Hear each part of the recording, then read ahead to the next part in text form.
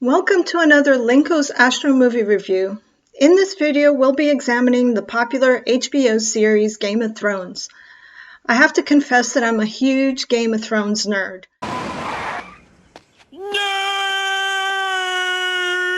I've read all the books and have watched the series more times than you can shake a Valyrian steel sword at.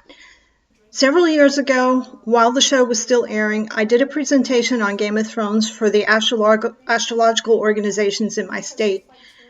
In it, I examined George Martin's chart as the basis for many of the themes reflected in the series.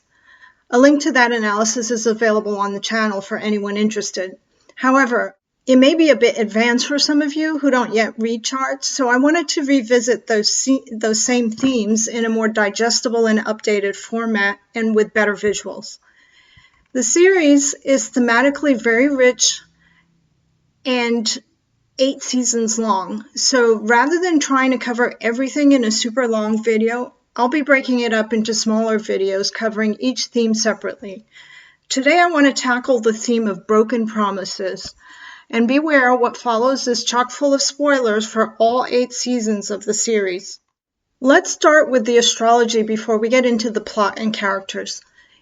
If you had to pick a planet that is in charge of making promises, pledges, or oaths, which planet would that be? The answer is not obvious, but it's very much significant in the historical beginnings of astrology. This would be the Sun. Then let me explain why. When birth astrology was ramping up in antiquity, another important thing that was also happening was the cult of solar worship. All over the Near East and Egypt, solar deities were trending as some of the most popular deities in the Hellenistic age. In Greece, there were 2 sun gods, Helios and Apollo. In Rome, the cult of Sol Invictus challenged Christianity, which started arguably also as a solar cult. In Persia, Mithras was revered. In Egypt, Ra and Serapis were adored.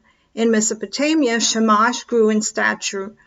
And in Syria, Elagabalus was all the rage. Solar deities were particularly significant because they symbolized universal power, cosmic order, and divine authority, resonating with the values of the Hellenistic rulers that governed the region. But more importantly to us, each of these deities was invoked in various oath-taking practices. Whether on behalf of promised allegiances or to reinforce contractual agreements or in the context of religious oaths, solar deities were favored because their all-seeing nature made them ideal witnesses to truth and justice. The sun had an all-seeing nature because he travels and presides over the 4 corners of the entire world throughout the course of the year.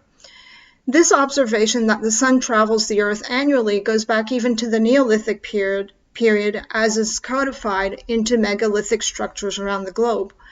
For this reason, the sun was also seen as patron deity of travelers. But I think an even more obvious reason the sun was a symbol of promises and oaths kept is because he always rises. Barring some astronomical catastrophe to happen to the earth itself, man can always count on the sun to rise over the horizon each morning. So the sun represents loyalty and trustworthiness, among other things such as joy, freedom, and the energy and will to live. In today's astrology, the sun is rarely an acknowledged symbol of the promises, oaths, and vows we make to ourselves or to others. Unfortunately, he's usually just a carrier for our sun sign.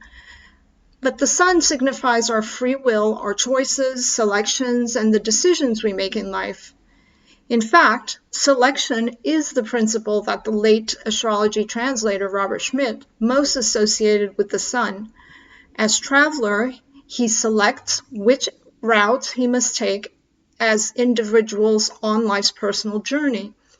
Every decision we make is a choice to travel one path and not another. The best way to understand Saturn is as the opposite of choice, which is necessity. Necessity is the principle that Robert Schmidt associated with Saturn because it represents the decisions that must be made when few, if any, good options are available. There's a restriction of possibilities because there's a restriction of light with Saturn. It's, after all, the planet with the faintest light to be seen with the naked eye because of its distance from the sun. And if you want to know more about light and astrology, I'll be leaving a link to a PowerPoint presentation on this topic in the comments.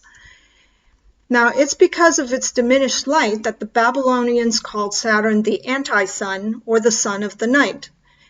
In life, we see Saturn manifesting as work, discipline, duty, obligations, and restrictions, none of the things we choose in life, but which we must endure out of necessity.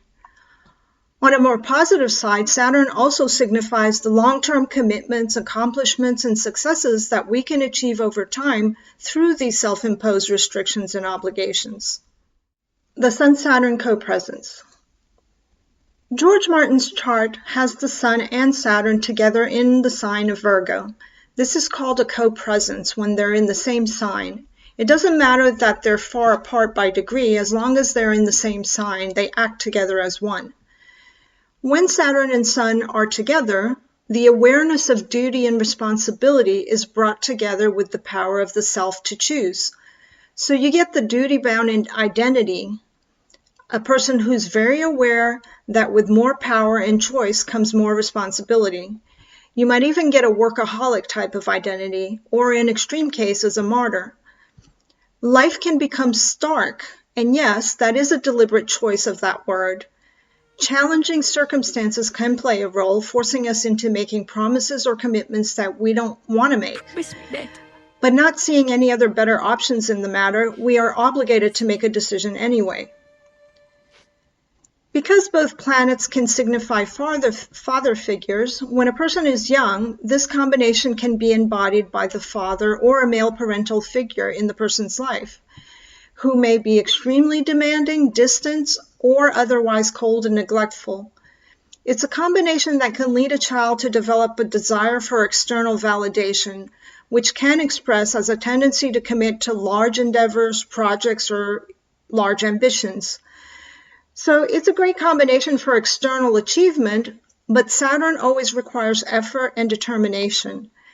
Because people are human, another tendency of this combination is for the native to be harder on oneself than he needs to be, sometimes running into difficulties trying to uphold exaggerated commitments or ambitions. Time can become an issue since Saturn is the Greek deity Kronos, the planet of time. In Virgo, which is a mutable sign, there are often other distractions or interruptions that interfere with one's ability to deliver on Saturn's ambitious commitments. I'm not going to get into too many details about George's life because I talked about it at length in the larger presentation on this channel. But I'll just summarize that the placement of these two planets in his chart have a large impact on his work and family life.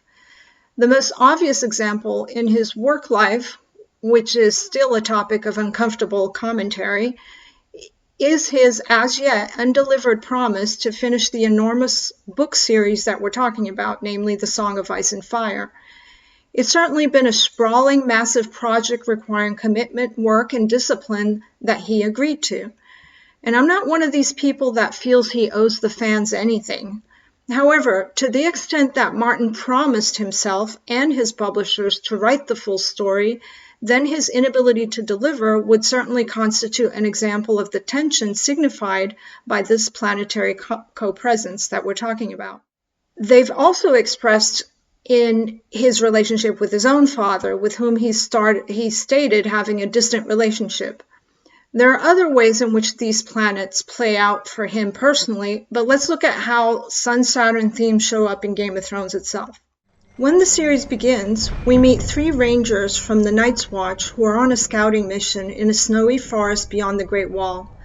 This huge 700-foot wall separates the northernmost kingdom of Westeros from the frozen lands further north. The 3 rangers discover several dismembered human bodies that later disappear from a campsite. When they investigate further, a tall humanoid figure with glowing blue eyes, that is, a White Walker, arrives and kills Sir Waymar and Garrett, 2 of the rangers, leaving only a single ranger who escapes to the south, presumably to warn the others. Sometimes the scenery itself speaks volumes about an archetype.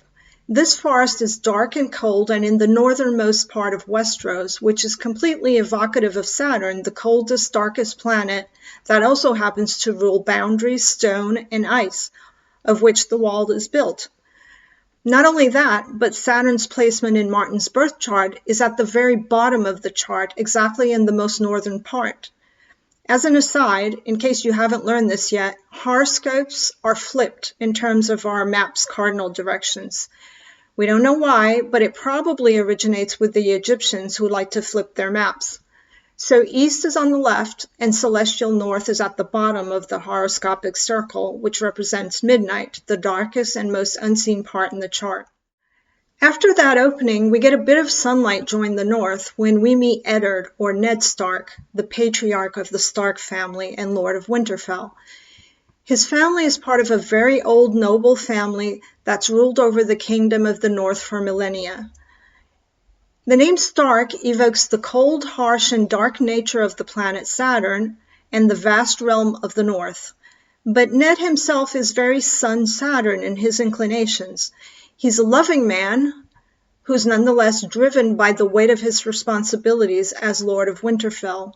In fact, shortly after we first meet Ned, he's forced by his position to execute Will, the escaped ranger, for his desertion.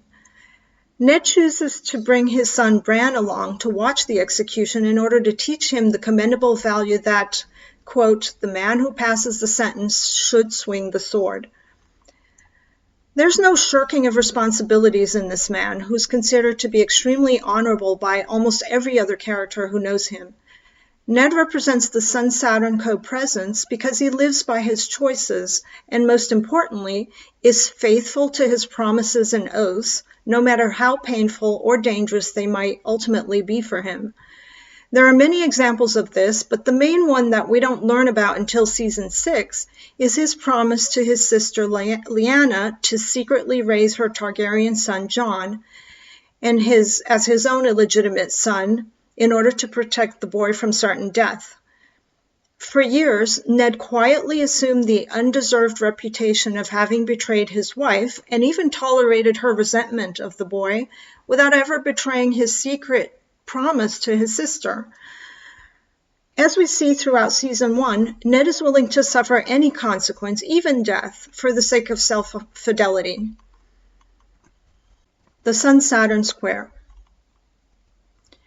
While Ned represents the Saturn-Sun co-presence, that cycle between both planets creates other angles between them, which are also depicted in the show.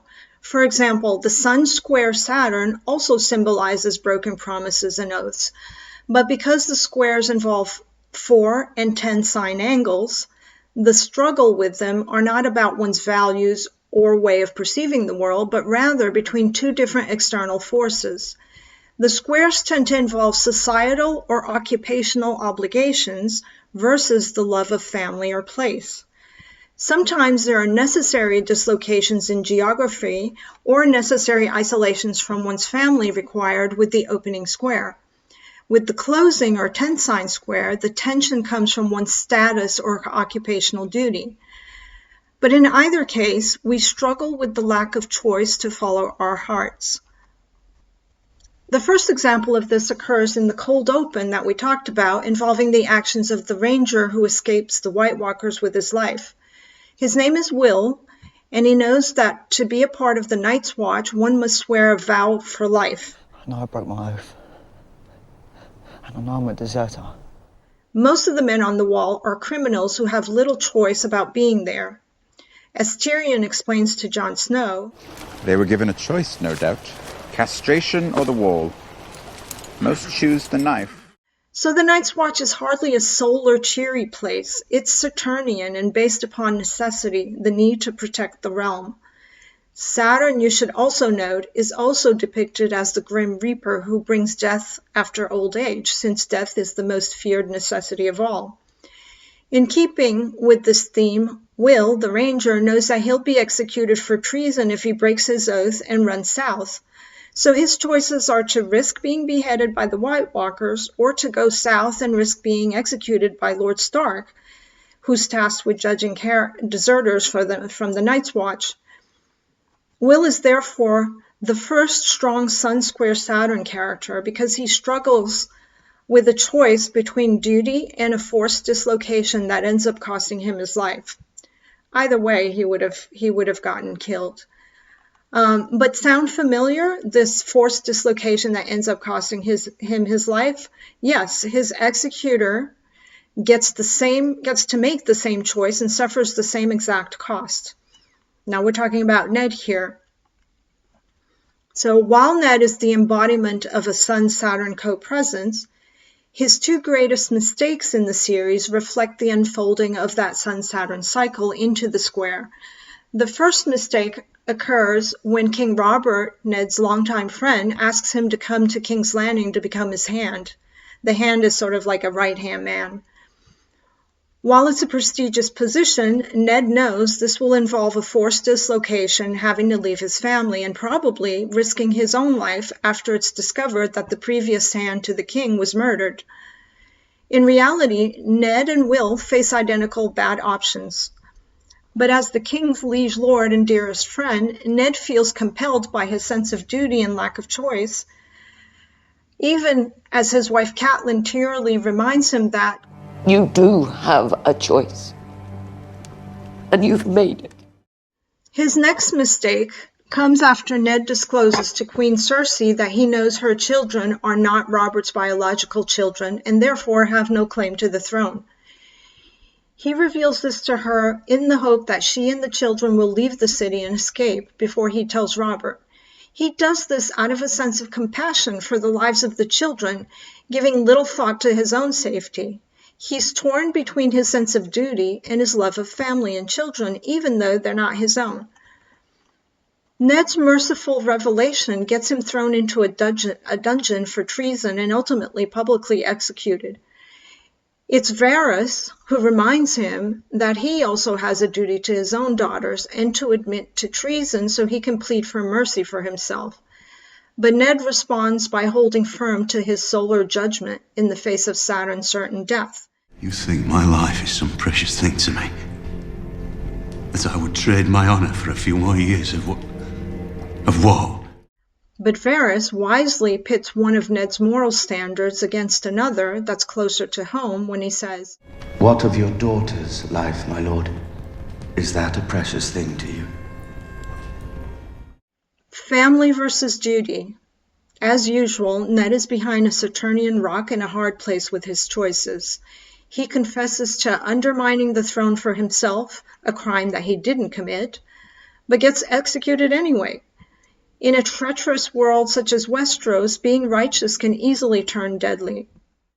Jon Snow expresses the similar Sun square Saturn struggle of having to choose between vows of duty and love of family.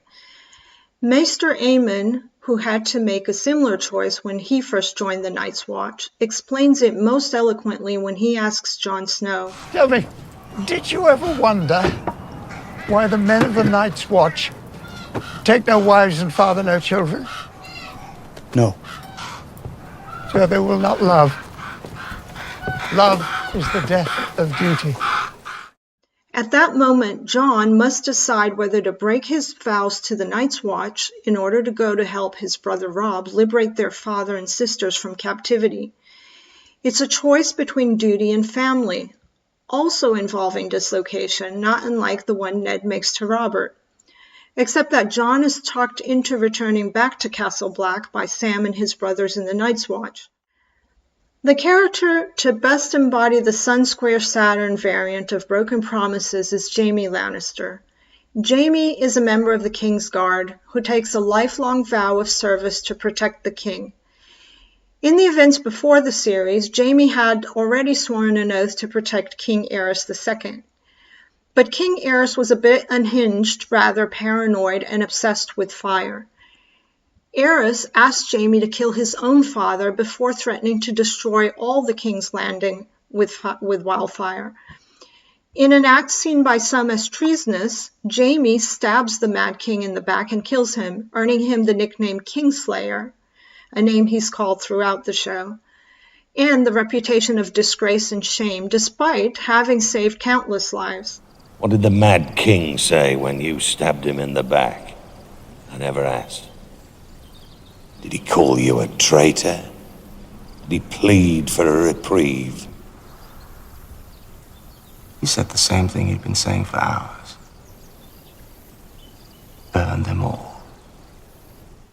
It's a bad choice taken in the name of great love, this one for his father and his city, both fourth sign angle themes. It's Jaime himself who recognizes the absurdity of making lifelong vows, many of which often become contradictory and impossible to fulfill. In a brilliantly written scene, he tells Catelyn, "So many vows. They make you swear and swear. Defend the king, obey the king, obey your father, protect the innocent, defend the weak. And what if your father despises the king? What if the king massacres the innocent? It's too much.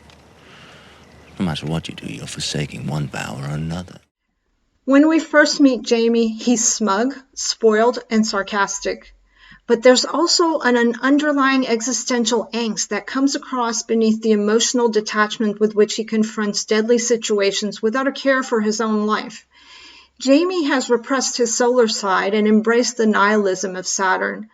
But he does so consciously. He makes it clear to Brienne that he's very aware of how society judges him. There it is. That's the look. Seen it for 17 years and face after face. You all despise me. Kingslayer. Oathbreaker. Man without honor. Tywin was right. The lion does concern himself with the opinions of the sheep. And that's what makes Jaime's later redemption arc so interesting. It's Brienne who embodies the best of solar Saturn symbolism, much like Ned did, who inspires in Jaime the loyalty and capacity for rectitude that is still present within him. Jaime's full return to solar symbolism occurs when he decides to posthumously honor the deal he made with Catelyn by entrusting Brienne to find her daughters and bring them safely back home. He seals Brienne's mission with the Valyrian steel sword appropriately forged from Ned's old one, which Brienne fittingly names Oathkeeper. Jaime's story is not just a great redemption arc, it's also a reclaiming of the sun from Saturn's dominion. And yes, I'm well aware that the plot of season 8 of the show unfortunately reversed much of his character growth with terrible writing. But for the purposes of this video, we'll just pretend that even if in the books Jaime does also end up dying with Cersei, it won't be because he's regressed back to the same self-hatred that we saw in him in season 1. We'll just let George do Jaime greater justice, hopefully. One of the show's most heartbreaking characters is Theon Greyjoy, who's played brilliantly by Alfie Allen. He's our last Sun Square Saturn example. Theon is the eldest son of Balon Greyjoy, who was raised as a ward of the Starks after Balon's rebellion failed against them. Although Theon was treated very well by the Stark family, it's clear that he feels like an outsider and abandoned by his own father. He constantly tries to prove his loyalty to the Starks and is hurt when he's reminded by Robb that he doesn't have to make tough decisions about the family because it's not his own family. Nonetheless, when Robb is proclaimed king in the north, Theon swears an enthusiastic oath of fealty to him. My sword is yours, in victory and defeat, from this day until my last day. The problem is that Theon is a man tortured by a need for validation.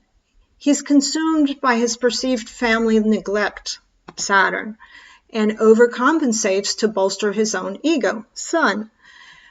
As an example, he tells Maester Luwin that the Greyjoys are known for their, quote, excellent archery skills and lovemaking.